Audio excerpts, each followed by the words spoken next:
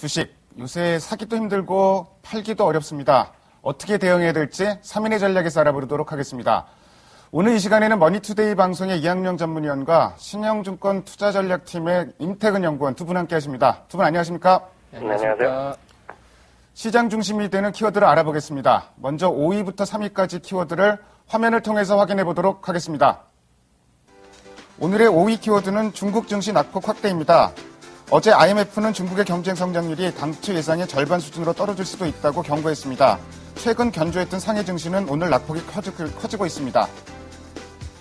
4위 키워드는 자동차 부품주 반등입니다. 한미 FTA의 3월 1일 발효 가능성 등으로 모처럼 자동차 부품주가 반등하고 있습니다. 자동차 부품주 주가 전망에 대해 알아봅니다. 3위 키워드는 그리스 구제금융협상 연기입니다. 그리스 정치권이 국제채권단의 긴축 조건에 이견을 보이며 구제금융협상 최종 타결을 위한 협상 날짜가 또 연기됐습니다. 2차 구제금융 승인 여부를 검토할 유로존 재무장관 회담 역시 이번 주 후반으로 다시 늦춰졌습니다. 자동차 부품주 먼저 얘기해 보겠습니다. 그래서 올해의 특징이라면 업종별로 대부분 다 많이 올려줬습니다. 순환매 돌아가면서 많이 올려줬는데 거의 그 순환매가 안 들어갔던 업종이 자동차 부품주입니다. 그 중에서도 자동차 부품주는 유일하게 좀 약세를 보였었는데요. 현대모비스 같은 종목 실적이 예상치 밑돌았고, 만도 같은 경우도 이제 실적이 기대치를 밑돌았습니다. 모비스 같은 경우는 이제 일각에서는 빠져도 너무 빠졌다 좀 이런 얘기도 좀 나오고 있는 상황이고요. 어쨌든 한미 FTA 조기 발효 가능성, 이 재료에 의해서 오늘 저희 부품주가 모처럼 반등하고 있는데, 이학령 의원께서 자동차 부품주 어떻게 접근해야 되는지 말씀해 주시고, 완성차에 대한 말씀을 가끔 해 주시는데, 오늘 다시 한번 좀 말씀해 주십시오. 네, 맞습니다. 올해 들어서 그 주식들이 다 서로 순환하면서 올라가는데요. 순박하면서 올라왔는데, 자동차랑 자동차 부품주만 상대적으로 큰 재미가 없었죠. 오히려 최근 들어서는, 증권주나 은행주 올라갈 때 오히려 좀 쉬는 모습 보여줬고요. 특히 현대모비스 만도 같은 경우에는 주가가 많이 쉬었습니다. 특히 만도 같은 경우에는 작년 연말만 하더라도요. 저 자신도 마찬가지지만, 증권사에서 대부분이 올해 주식 중에 하나, 한 10개 정도를 대부분의 증권사에서 투자 유망 종목을 샀는데, 그 중에 대부분의 증권사가 만도가 이제 포함되어 있었습니다. 그럼에도 불구하고요, 실적에 대한 걱정들 나오서 4분기에 대한 실적이 생각보다 안 좋았던 것들, 그런 것들이 반영되면서 주가가 좀 많이 내렸었는데요. 실제 오늘 전체적으로 반등하는 것은 저는 이렇게 봅니다. FTA가, 준 발효가 워낙 1월 1일부터 할 예상이 많았었는데, 결국 한 2달 정도 미뤄져서요. 지금 많이 한국과 미국이 또 협상을 하고 있다고 하지 않습니까? 비준안 관련해서. 그러면서 이제 발효시키는 시점에 대해서. 그래서 어저께 이제 일부 언론을 통해서 저도 이제 방송을 들었는데 2월 말 3월 초 얘기가 많이 나오면서 오늘 좀 반영이 되는 것 같습니다. 다만 그것 때문에 주가가 올라간다. 저는 그것은 아니라고 보고 있고요. 시장에서 전반적으로 지금 삼성전자나 현대차 이런 것들이 다른 것들에 비해서 또 요즘 한 일주일 정도 쉬었기 때문에요. 서로 왔다 갔다 하면서 순환하면서 올라가는 그런 흐름으로 보고 있습니다. 굳이 따지자면 만도나 현대모비스 모두 과매도가 된 것이 한 표현이 적절하겠고요. 그러다 보니까 어찌 보면 장기 보유적인 관점에서 보면 저로의 살기라고 생각할 수도 있다는 거죠. 그런 관점에서 편하게 자동차 부품주 보시면 되겠습니다. 사고 싶으셨는데 못 사셨던 분이라면 지금 가격이건 내일 다시 밀리건 간에 상관없이 좀 사셔야 된다는 생각 갖고 있습니다. 완성차나 부품주 중에 뭘 선택하냐는 것은 똑같은데요. 기본적으로 가장 편한 것은 현대차가 가장 편하겠죠. 그 다음에는 이제 부품주인데요. 부품주 중에서는 여러 가지를 다 고려했을 때 여전히 전 만도가 탑픽이라고 보고 있고요. 그 밖에 타이어주도 같이 올라가는데요. 그 타이어 주식 중에서는 한국타이어, 넥슨타이어 다 좋지만은 굳이 하나 선택해야 된다 그러면 한국타이어를 여전히 전 선호하고 있습니다. 자동차 주식 또 부품 주식 요새 수급이 다소 좀 꼬여 있는 건 사실인 것 같은데 역시 과거보다는 미래지향적으로 접근하자. 장기적으로 봐서는 매수 타이밍이다 이런 말씀 해주셨고요. 탑픽은 역시 부품보다는 현대자동차 그리고 부품주 중에서는 만도, 한국타이어 정도 말씀을 해주셨습니다. 다음으로 그리스 얘기 좀 해보겠습니다. 그리스는 더 꼬여가고 있습니다. 계속 지지부진한 상황. 글쎄 긴축안을 제시를 했는데 정치적인 일정, 4월달에 이제 총선이 있는데 그거 맞물려서 그리스 안에서도 내부적으로도 합의가 이루어지지 않고 있는 양상이고요. 자꾸 연기되고 좀 이런 양상입니다. 이러다 보니까 이제 특별 계정을 만들어서 지원을 하자 이런 얘기도 나오는데 쉽게 얘기해서 이제 그리스에 직접 지원을 못 하겠다는 얘기죠. 그래서 긴축 이행이 이제 미진할 경우에는 거기서 이제 그 자금을 추가적으로 내놓지 않고 좀 이런 상황까지 가겠다 이렇게 얘기도 나오는 것 같고요. 궁극적으로 그쪽으로 갈 가능성도 있는 것 같은데 어쨌든 그리스 상황 계속 지지부진하고 연기되고 있는데 시장에서는 전혀 걱정을 하지 않고 있는 분위기입니다.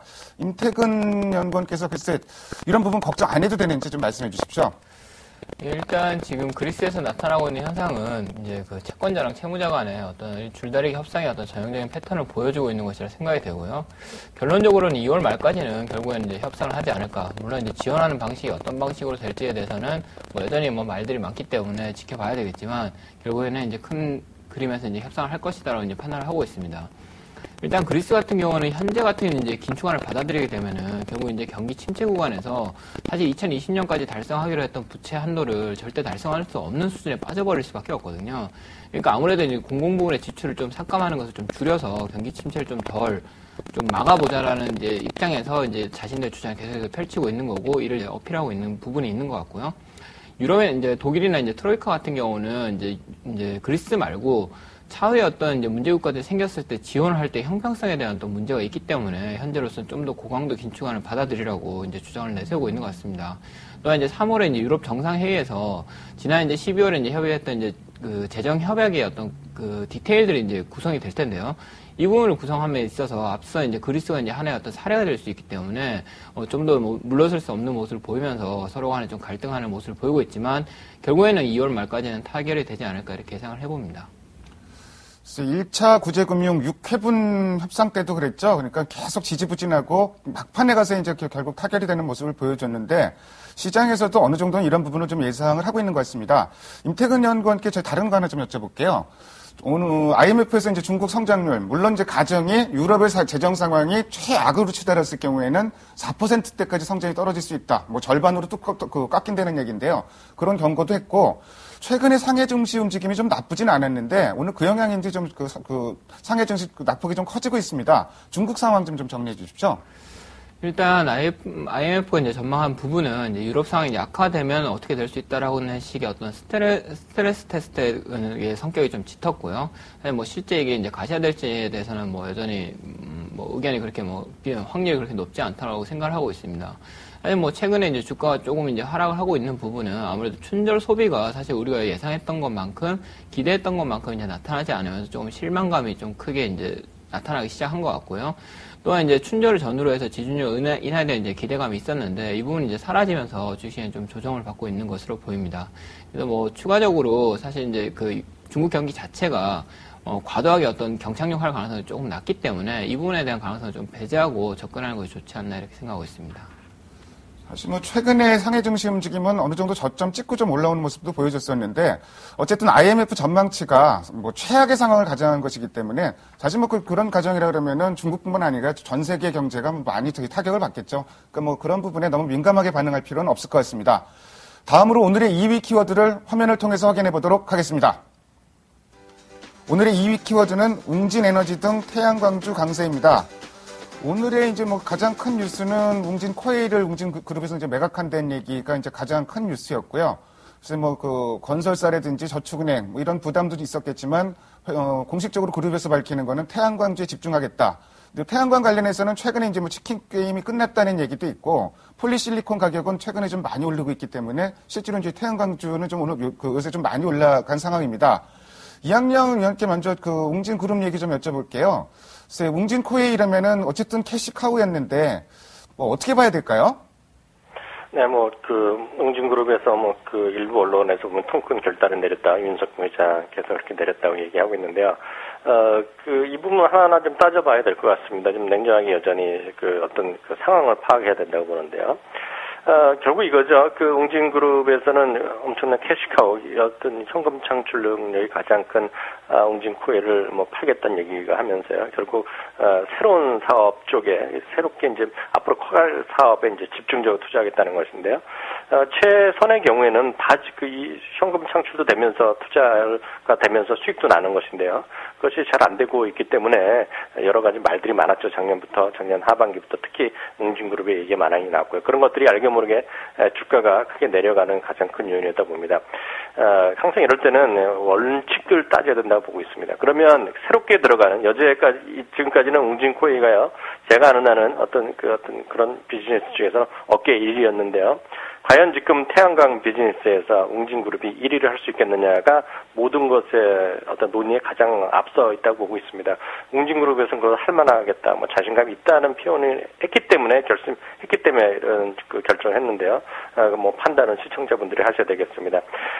당장은 물론 재무적인 어떤 재무상황의 개선이라는 당연히 긍정적인 소식 나오겠지만, 그러면 그 태양광 산업이 정말 언제까지 계속 이런 경쟁 구도가 이어지고 그럴지 아무도 모르는 상황에서요. 계속 돈을 어떤 투자가 많이 들어야 되는 거 아니겠습니까?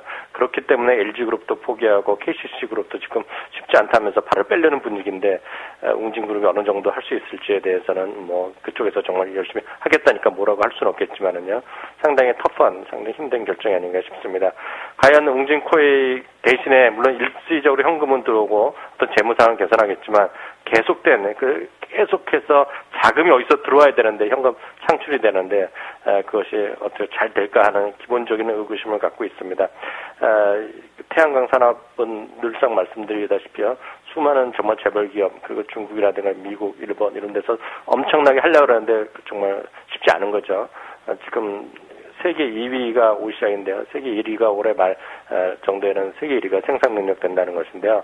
OCI냐, 웅진이냐를 선택하는 것은 시청자의 몫이라고 생각합니다. 참고적으로 저는 여전히 한다 그러면 OCI를 선택을 하고 싶습니다. 이학영 위원께서 말씀하신 것처럼 대부분 요새 큰 기업들도 태양광에서 좀 발을 빼는 분위기입니다. 반면에 이제 웅진그룹은 오히려 태양광 쪽에 올인 한다고 지금 밝힌 거나 다름없다고 봐야 될 것 같고요.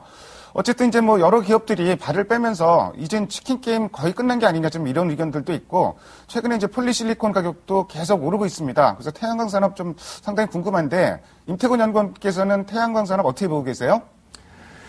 일단 현재 같은 경우는 치킨 게임이 이제 마무리됐다라고 판단하기엔 조금 이르지 않나라고 생각을 하고 있고요. 일부 이제 공급 과잉 때문에 이제 생산을 이제 중단하는 이런 모습들이 나타나고 있지만, 여전히 이제 태양광산에서 완전히 사업을 철수한다든지 완전히 새로운 이제 사업으로 전환을 한다든지 하는 모습은 아직 나타나지 않기 때문에 치킨 게임이 지금 현재로서 마무리됐다라고 섣불리 단정 짓기는 좀 어렵지 않나 이렇게 예상이 됩니다. 다만 일시적으로 이제 폴리시리콘 가격이 이제 상승하다 보니까 1분기에 좀 단기적으로 태양광 업체들의 좀 주가가 랠리를 보이고 있는 것 같고요. 사실 이제 또 한 번의 고비가 남아 있는데요. 2분기 같은 경우에 이제 독일이 이제 대규모, 사실 이제 최대 이제 태양광 수요가 이제 독일에서 발생을 하고 있었는데, 글로벌하게. 현재 이제 독일 정부가 이제 정부 지원금을 2분기에 이제 대규모로 이제 삭감을 하기로 했습니다. 태양광 이제 수요에 대해서. 따라서 이제 이후에 나타나는 어떤 수요의 감소분을 이제 감당할 수 있는 업체들이 누가 살아남을지에 대해서 또다시 한 번에 또 시련이 닥쳐오고 있거든요. 그래서 이제 저희가 생각했을 때는 공급 과잉과 또 이제 또 이런 어떤 국가적인 어떤 이벤트가 하나 겹쳐지면서 결국은 2분기, 3분기까지 이어지는 구조조정의 어떤 흐름을 계속해서 이어지지 않을까 생각을 하고 있고요. 다만 이제 2012년 하반기 말로 갈수록 점점 이제 밸류에이션 자체로 좀 매력도가 나타나는 업체들 같은 경우는 좀 선별적으로 접근해 볼 수 있지 않나 이렇게 생각해 봅니다. 치킨 게임이 마무리됐다고 보기는 아직은 좀 시기상조고, 아직 한 번의 고비가 더 남아 있다. 그 이후 이제 그 얘기는 이제 결국 구조조정 이후에 업체별로 차별화가 될 것이다, 이런 말씀이랑 다름 아닌 것 같은데요. 그런 부분 시청자 여러분께서 참고하시면 될 것 같습니다. 다음으로 오늘의 1위 키워드를 화면을 통해서 확인해 보도록 하겠습니다. 오늘의 1위 키워드는 업종별 순환매 지속입니다. 오늘도 수급상으로는 외국인만 주식을 삽니다. 업종별 순환매도 여전한 양상이고, 어찌 보면 이제 순환 속도도 조금씩 빨라지는 양상도 좀 나타나고 있는 것 같고요. 그러다 보면 이제 어느 한쪽에 주도주가 나타날 수도 있고, 시장이 다시 조정을 받을 수 있고, 이제 양극단에 쓸 것 같습니다. 이학년 위원께서 금융주 한번 여쭤볼게요. 사실 올해 수익이 제일 좋았던 게 금융주 같은데, 오늘 조정받고 있습니다. 그래서 조정받을 때 좀 매수해도 될지, 그리고 전반적인 전략도 같이 말씀해 주십시오. 네, 금융주는 분명히 매력이 있는 건 분명히 사실입니다만, 두 가지 정도 우리가 논리적으로 생각할 수 있죠. 최근 2, 3년간 철저히 시장에서 소외됐다는 것. 개인 투자가나 기관 투자 마찬가지죠. 소외됐고 미국 시장에서도 올랐으니까요. 한번 쫓아가 보자는 충분한 어떤 기대감 분명히 가질 수 있습니다. 두 번째는 절대 가격 자체가 싸다는 거죠. 웬만한 주식들 10만 원, 20만 원, 30만 원. 50만 원, 100만 원짜리가 이런 것들이 신고가가 가는데요. 불과 2만 원, 3만 원, 4만 원 이런 거 보니까 느낌으로 보면 분명히 싼 거죠. 물론 늘 저평가했다는 것은 분명히 인정해야 되겠습니다. 다만 이제 불안 요인은 업종별로 분명히 여전히 살아있다고 보고 있습니다. 이제 앞서도 연구님께서 그리스 얘기했지만 미국에서 보는 그리스는 뭐 갑자기 다른 얘기 해드리면요. 그리스는 실제로 빨리 지금이 바로 디폴트를 시켜야 될 시기라고까지 해서 정말 강력하게 얘기하는 언론도 목소리도 분명히 있습니다. 문제는 그리스가 문제가 되더라도 디폴트가 되더라도 미국 시장은 괜찮을 텐데요. 정말 우리 시장은 미국을 쫓아가야 되는데 그리스가 문제가 됐을 경우에 우리나라가 주식이 버틸 수 있냐에 대해서는 여전히 논란거리라고 보고 있습니다. 그런 관점에서 오늘 미국 시장에서 마감된 MSCI 그 한국 지수가 상대적으로 더 많이 빠졌다는 거, 이머징 마켓 전체이기 때문에요. 그리스가 문제가 되면 미국은 괜찮을지 모르지만 이머징 국가에 대해서 여전히 약간은 걱정거리가 분명히 있습니다. 만약에 그렇다 그러면 가장 중점적으로 약해질 수 있는 건 은행주라는 거 분명히 한번 생각해 볼 필요가 있어 보입니다. 두 번째는 이제 증권회사들이 되겠는데요. 증권회사들도 최근 들어 많이 올랐죠. 문제는 과거 같은 또 동반 상승 이런 것은 뭐 철저하게 지금 시장에서 맞지도 않고요. 그것은 업계의 생리를 잘 모르시고 매매하시는 분들이 여전히 있다라는 생각을 갖고 있습니다. 더욱더 큰 문제가 하나 있죠. 작년 하반기에요. 그 정부나 이런 데서 정치권에서 금융위원회에서 다 같이 나온 것이 자본시장법을 이제 개정하는 입법 예고가 나왔습니다. 그에 따라서 각 증권사가 서너 개 증권사가 대형 증권사 위주로요. 대규모 증자를 하면서요. 정말 이제 앞으로 잘해보자 하면서 큰 꿈을 실었는데 2월 달에 지금 자본시장법의 개정안이 통과가 돼야 되는데 통과가 안 될 가능성이 요즘 또 흘러나오고 있다는 거죠.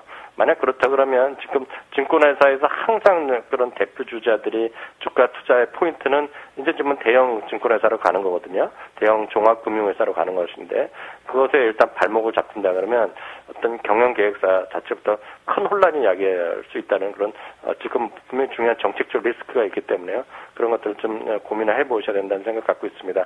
금융주는 전부 다 전체적으로 트레이딩 관점에서 국한해서 대응하는 것이 여전히 리스크를 좀 줄일 수 있는 길이라는 생각 갖고 있습니다.